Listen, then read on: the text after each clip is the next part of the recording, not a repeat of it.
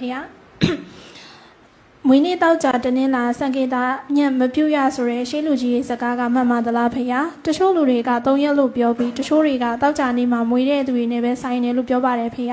မြတ်စွာဘုရားကတောက်ကြနေမှာဖွားမြင်ပြီးတင်းင်းလာနေမှာစံပေတော်မူတာအကြောင်းမို့လို့လူတွေကလိုက်မလို့ကောင်းမှုလို့လည်းပြောကြပါတယ်ဖေရဘယ်ဟာမှတ်မှတလဲဖေရဘယ်ဟာမှမမှန်ဘူးနော်ပတ်နေနံတွေကိုစွဲလန်းကြတဲ့ကမှားနေတာပဲနော်နေနံတွေကိုအရေးကြီးခွင့်ချက်လောက်တာဗုဒ္ဓဘာသာတွေနော်တော်တော်လေးကိုလွယ်တဲ့ကိစ္စဒီနေနံတွေကဘာမှရေးကြီးခွင့်ချက်လောက်စရာမလိုပါဘူးနော်သင်္ကေတတစ်ခုသာဖြစ်တယ်နော်နေစွဲလေးဆိုတဲ့တစ်ခုကဒါသင်္ကေတတစ်ခုပဲဒီသင်္ကေတကြီးကိုအလေးမြတ်တိတ်ထားစရာတော့မလိုပါဘူးအဲ့လိုခုနကလူမျိုးယူဆနေမှာဆိုဦးဇင်းတို့ဘုန်းကြီးတွေဘယ်လိုလုပ်မလဲဦးဇင်းတို့စာသင်တိုက်တဲ့ရိတ်တာတွေနေနေနေမသိဘူးအဖိနေဆိုခေါင်းရိပ်ပဲနော်အဖိနေဆိုခေါင်းရိပ်စနေဖြစ်ချင်းဖြစ်မယ်တလင်းကနေဖြစ်ချင်းဖြစ်မယ်တောက်ကြဖြစ်ချင်းဖြစ်မယ်ရိတ်ချင်တာရိတ်နာပဲလေနော်သပင်းချင်းရိတ်ရတာပဲမြတ်စွာဘုရားပြောတယ်လက်နဲ့သိချင်းရင်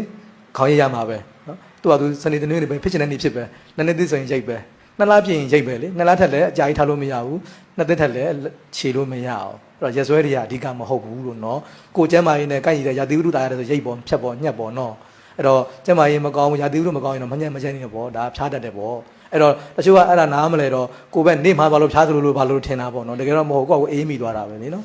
်အဲ့လိုဖြစ်သွားတာပေါ့ဟုတ်အရှင်ဗျာဆက်ဆက်မေကုံမေးလျှောက်ခွင့်ပြုပါအရှင်ဗျာအဲဆိုတပည့်တော်အခုခင်မှာပေါ့လက်သေးကိုအိမ်မှာမညံ့ရတာတို့ကက်ကြီးကိုမကစားဘူးရန်ဖြစ်တတ်တာတို့ပြီးတော့ငကားကောင်းလှဲတဲ့နေရာကိုမသွားရဘူးတို့ပြီးရင်ရရစာပြတရာကြည့်ပြီးမှအိမ်တက်ရတို့ကြတော့ဖះလက်ထက်မှာရှိပါသလားရှင်ဗျာဒါတွေကဗြဟ္မဏဝါဒတွေလေနော်ဗြဟ္မဏဝါဒတွေဆိုတော့ဟိုအိန္ဒိယနိုင်ငံမှာကဗြဟ္မဏဝါဒပွင့်တာပေါ်လာကြားလာပြီတော့ဒီယူဝါဒတွေနဲ့ခက်စစ်စင်ယူဝါဒတွေလည်းအများကြီးရှိခဲ့တယ်ဒါတွေကမြန်မာနိုင်ငံနဲ့အိန္ဒိယဆိုတာနှိမ့်နှံမှုရှိနေတယ်လေနောက်ဗြဟ္မဏလူမျိုးတွေလည်းမြန်မာနိုင်ငံမှာအများကြီးနေထိုင်ကြတော့ဒီဝါဒတွေကအများကြီးစိတ်ဝင်သွားတာပေါ့အဲ့တော့ဗုဒ္ဓဘာသာလို့အမိခံတဲ့ပုဂ္ဂိုလ်တွေကဒါတွေလက်ခံတော့ဗုဒ္ဓဝါဒပုံစံမျိုးဖြစ်လာတာလေထင်ကုန်ကြတာလေအဲ့တော့ဒါတွေက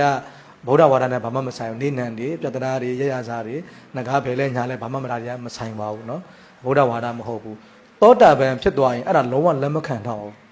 เนาะအဲ့ဒါကြောင့်သောတာပန်လို့အမိခံမျိုးဒါကိုယုံကြည်နေသေးတယ်ဆိုရင်ဒါသိချတယ်သောတာပန်မဟုတ်လို့ပဲတရားနော်အဲ့သောတာပန်ဟုတ်မဟုတ်ကိုသိတဲ့လက္ခဏာတစ်ပါးဒါပါတယ်ဘာလို့ဆိုသောတာပန်ဒီတဲ့ဒီကောတုဟလိကမင်္ဂလာတွေပါလက်မခံတော့မယုံတော့ဘူးလေဒါတွေလက်မခံတော့နော်ဒါကြောင့်ကျွန်တော်ဗုဒ္ဓဝါဒမဟုတ်ဘူးဒါတွေကနော်ခုနလက်သေးညက်ကိစ္စတွေပါတယ်ဒါတွေကရှေ့လူကြီးတွေကတခြားအကြောင်းတစ်ခုလည်းရှိမှာပေါ့နော်ညဘက်ကလေးတွေပါတယ်ဆော့ထိမိညက်မိမှာဆိုတော့လည်းပါမှာပေါ့လေနော်ညဘက်ညက်တဲ့ခါကျတော့လက်သေးတွေပါတယ်မဟုတ်ဘဲနဲ့အသားကိုညက်မိမှာဆိုတာလည်းပါမှာပေါ့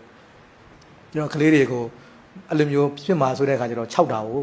6တဲ့ခါမှာမူသားနဲ့6လိုက်တဲ့ခါတော့အဲ့ဒါတွေကဆွဲသွားတာလည်းပါမှာပေါ့နော်ဒါထင်တာလေးမှန်းကြည့်တာပြောပြတာဒါကဗုဒ္ဓဘာသာနဲ့ဘာမှမဆိုင်ပါဘူးလို့နော်ဒါတွေကရှင်များဆက်ဆက်မေကုံမေးလျှောက်ခွင့်ပြုပါရှင်များ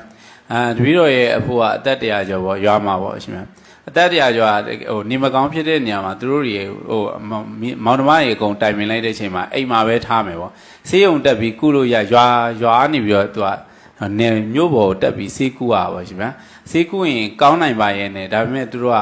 တည်သွားရင်ဒီဟိုအသက်ကြီးတဲ့အဖိုးကိုဒီဟိုရွာလေးကိုပြန်မတည်ရဘူးဆိုတော့ဥပဒေတစ်ခုရှိရပါရှင်ဗျာအဲ့ဒါကြောင့်သူတို့ကရွာလေးကိုအိမ်ကိုသူ့ရဲ့အလောင်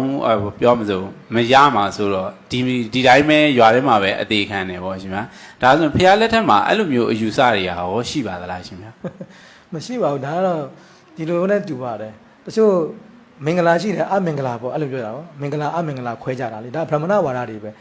ဟိုအကောင်ပုတ်တွေဘာတွေဆိုလို့ရှိရင်မင်္ဂလာမရှိဘူးဆိုယူဆကြတာလေအခါကျတော့ဒါလူသေးကောင်အလောင်းဆိုတာဒါမင်္ဂလာမရှိဘူးရွာထဲကမဖြစ်ရဘူးခိုက်တတ်တယ်ဆိုတာလူတွေရဲ့ယူဆချက်တတ်တာဖြစ်တယ်နော်အဲ့လိုဆိုလို့ရှိရင်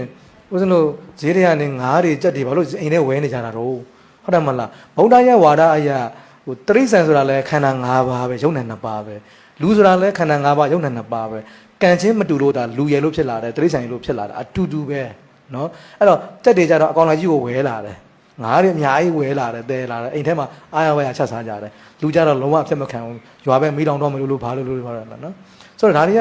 စိတ်တစယုံကြည်မှုလို့ခေါ်တယ်စိတ်တစတွေဖြစ်နေတာနော်တကယ်တမ္မာဒိဋ္ဌိအဉာဏ်နဲ့မကြည့်နိုင်ဘူးပေါ့နော်တမ္မာဒိဋ္ဌိဉာဏ်နဲ့မကြည့်နိုင်ဘူးဝေဖန်နိုင်တဲ့ဆွမ်းအားတွေအရင်အားနေတယ်ဉာဏ်အားနေတယ်ဉာဏ်အားနေတော့ရှေ့လူကြီးတွေပြောလာတာကိုမျက်စိမိတ်လိုပဲလက်ခံလိုက်တယ်ဘာကြောင့်ဒီလိုမျိုးလဲဆိုတာကိုမစဉ်းစားဘူးတကယ်ကောဖြစ်နိုင်ချေရှိမရှိကိုလဲຢာခိုင်နှုန်းတွက်မှုမရှိဘူးပေါ့နော်ဒါကြောင့်ဆိုစဉ်းစားကြည့်လေဟ ဟုတ်လားအကင်းလူသေးကောင်းကိုရွာတဲ့တယ်လို့ခိုက်တတ်တယ်ဆိုရင်ဒီတက်တွေဝက်တွေငါးတွေကိုတယ်လာကြဘာလို့မခိုက်တယ်လဲမစင်စားသင့်ဘူးလားစဉ်းစားသင့်တယ်လေနော်အဲ့တော့ဘာဆိုင်ရွာလောင်းကောင်ကိုဒီရွာတဲ့ကိုတယ်လာလဲရောဘာဖြစ်လို့ခိုက်တတ်တာလဲအကြောင်းပြချက်ကိုခြာသင့်တယ်ဘုန်းတော်ရဲ့ဝါဒကအမြဲတမ်းအကြောင်းခြာခိုင်းတယ်ဘာကြောင့်ဆိုအကြောင်းခြာရတယ်နော်ဘုန်းတော်ဝါဒမှာအကြောင်းနဲ့အမြဲတမ်းဟောထားတာပါအကြောင်းနဲ့အကျိုးဆက်ဆက်မှုရှိတယ်ယနေ့ခေတ်စိတ်တကိုးကွယ်မှုတွေစိတ်တယုံကြည်မှုတွေကအကြောင်းမရှိဘဲနဲ့စိတ်ကူးခြင်းပြောနေတဲ့စကားတွေများတယ်